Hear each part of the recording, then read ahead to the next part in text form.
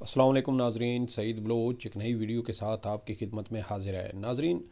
जैसे जैसे इलेक्शन के दिन करीब आ रहे हैं, साबिक वज़ीर आज़म इमरान ख़ान और शाह महमूद कुरैशी के ख़िलाफ़ साइफ़र केस अपने मनतकी अंजाम को पहुंचता हुआ नज़र आ रहा है। लेकिन जिस तरीके से जो पीडीएम के हैंडलर्स थे या जिन्होंने इमरान ख़ान और शाह महमूद कुरैशी के ख़िलाफ़ ये साइफ़र केस बनाया,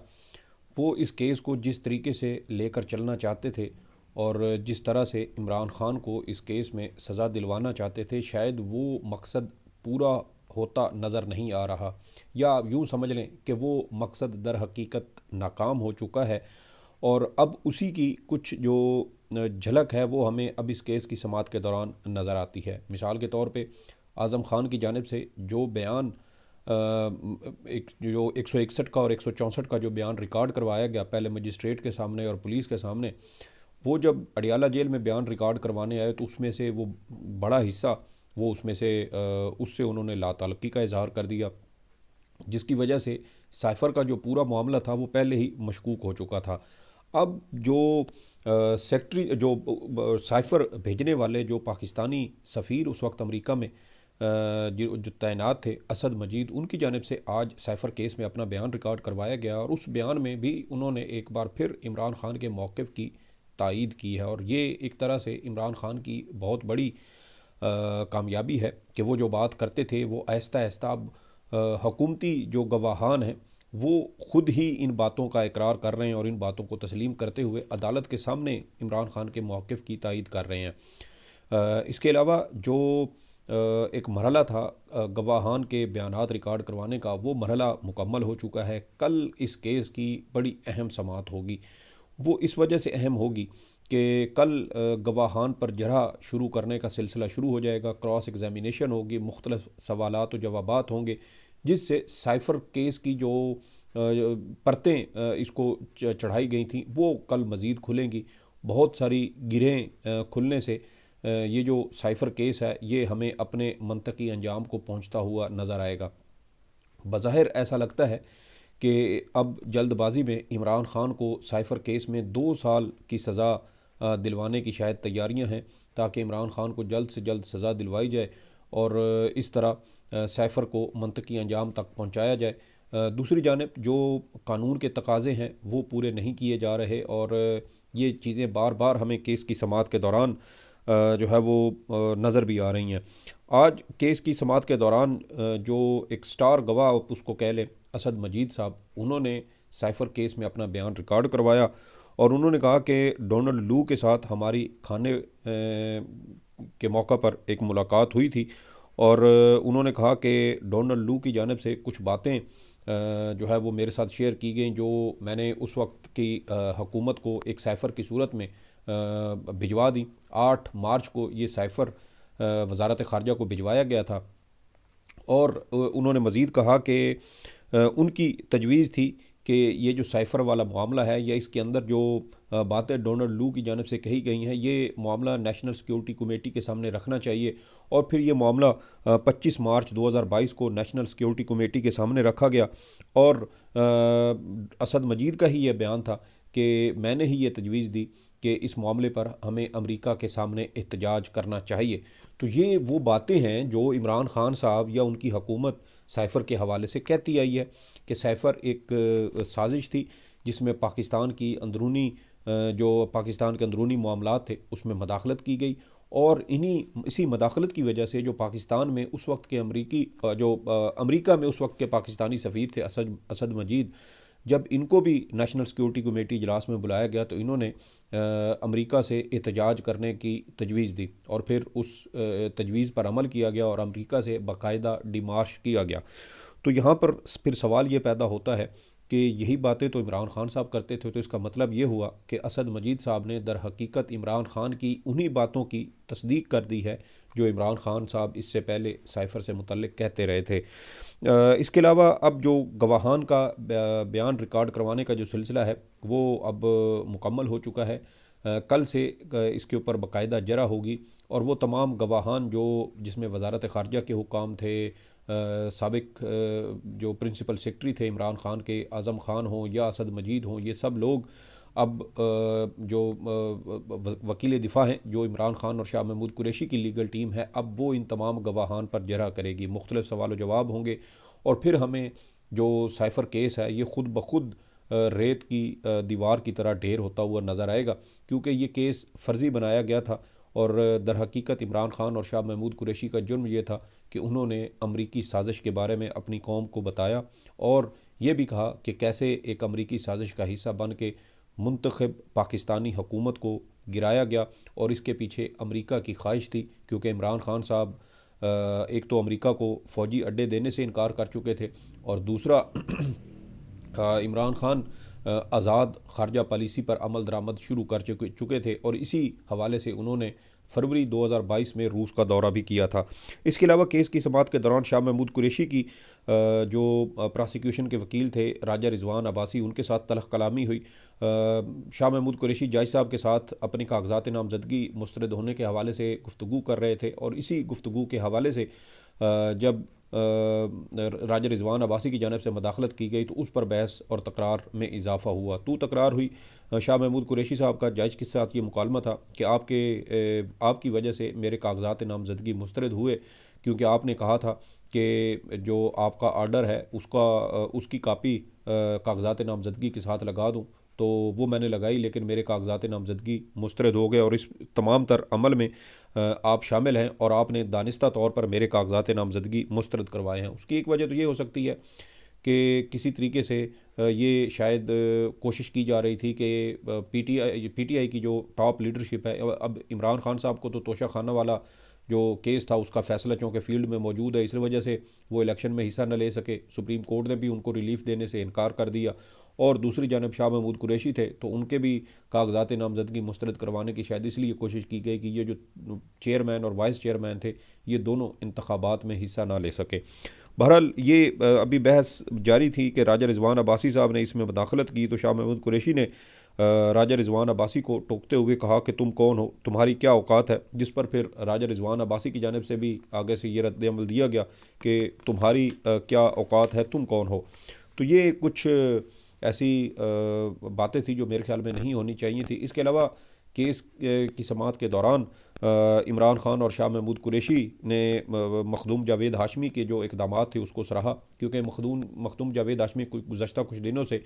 पीटीआई के हक़ में और इमरान खान के हक़ में ट्वीट्स भी कर रहे थे, बयानात भी दे रहे थे और मखदूम जावेद हाशमी साहब मुस्लिम लीग नून से ताल्लुक़ रखते हैं और हमें ऐसा नज़र आता है जैसे पाकिस्तान मुस्लिम लीग नून के अंदर से इमरान खान के हक़ में नारे लगने शुरू हो चुके हैं और शाह महमूद जो मखदूम जावेद हाशमी है वो शायद वो पहले रुकन है जिन्होंने इमरान खान के हक़ में इलेक्शन से दस्तबरदार होने का भी फ़ैसला किया है। मखदूम जावेद हाशमी इससे पहले 2013-14 में इमरान खान के जो धरना था उस मौका पर भी इमरान खान की जो है वो जमात में शामिल हुए थे, लेकिन बाद में उन्होंने पीटीआई छोड़ दी थी और दोबारा मुस्लिम लीग नून में शिरकत इख्तियार कर ली थी। अब जो जावेद हाशमी साहब हैं वो ये कहते हैं कि इमरान खान साहब जब जेल से कोई बयान देते हैं तो ऐवान इक़्तिदार की दीवारें लरज़ जाती हैं और इसी एंटी इस्टेब्लिशमेंट बयानिए की वजह से जावेद हाशमी साहब की जानिब से अब इमरान खान के मौक़िफ़ की हिमायत का ऐलान किया गया है और मुझे ये लगता है कि आने वाले दिनों में शायद मुस्लिम लीग नून के अंदर से मज़ीद आवाज़ें इमरान खान के हक़ में हमें बुलंद होती दिखाई देंगी। इसके अलावा एक और बड़ा अहम फ़ैसला जो इमरान खान की जानिब से आज केस की समाअत के दौरान किया गया है, आपको मालूम है कि पंजाब हुकूमत ने अब आइंदा माह फरवरी के वस्त तक जो है वो पूरे सूबे के अंदर दफ़ा 144 नाफिज कर दी है और इस तरह 4 या इससे ज़ायद लोगों का एक जगह पर इकट्ठा होना या इकट्ठे चलना या इकट्ठे बैठना उस पर पाबंदी लगा दी गई है। यानी ये एक हिकमत अमली आप इसको समझे कि ताकि पाकिस्तान तहरीक इंसाफ अपनी इंतखाबी मुहिम ना चला सके। लेकिन दूसरी जानब इमरान खान साहब की जानब से आज केस की समाअत के मौका पर बड़ी सख्त वार्निंग जारी की गई है और उन्होंने अपने जो पीटीआई के कारकुन हैं और जो टिकट होल्डर हैं जिनको पीटीआई की जानिब से टिकट जारी किया गया है और उन तमाम को ये वार्निंग देते हुए कहा है कि हर कारकुन और हर जो उम्मीदवार है वो एतवार को बाहर निकले वरना टिकट कैंसिल कर दिया जाएगा। तो यहाँ पर ऐसे लगता है जैसे इमरान खान साहब अपने पार्टी के जो उम्मीदवार हैं, जो इलेक्शन लड़ रहे हैं, उन्हें और अपने कारकुनों को चार्ज करने की कोशिश कर रहे हैं। क्योंकि जिस तरह की फस्तायत सबसे ज़्यादा हमें पंजाब में देखने को मिली है, सबसे ज़्यादा पंजाब को टारगेट किया गया, सबसे ज़्यादा पकड़ धकड़ गिरफ्तारियाँ पंजाब में हुई, सबसे ज़्यादा मुकदमात पंजाब में बने, सबसे ज़्यादा चादर और चार दीवारी का तकद्दुस पंजाब में पामाल किया गया, सबसे ज़्यादा ख़वातीन के ख़िलाफ़ जो क्रैकडाउन हुआ वो पंजाब में हुआ। मज़लूम और निहत्ती ख़वातीन को 8-8 9-9 माह से जेलों में बंद रखा जा रहा है, उनकी ज़मानतें नहीं हो रही, उनको ज़मानत मिलती है तो किसी और मुकदमे में गिरफ़्तार कर लिया जाता है। इस वजह से पंजाब के अंदर एक खौफ व हरास का जो एक सूरत हाल है वो मौजूद है। और शायद अब इमरान खान साहब इसी चीज़ को ख़त्म करने के लिए उन्होंने अपने कारकुनान और जो उम्मीदवार हैं उनको ये पैगाम जारी किया है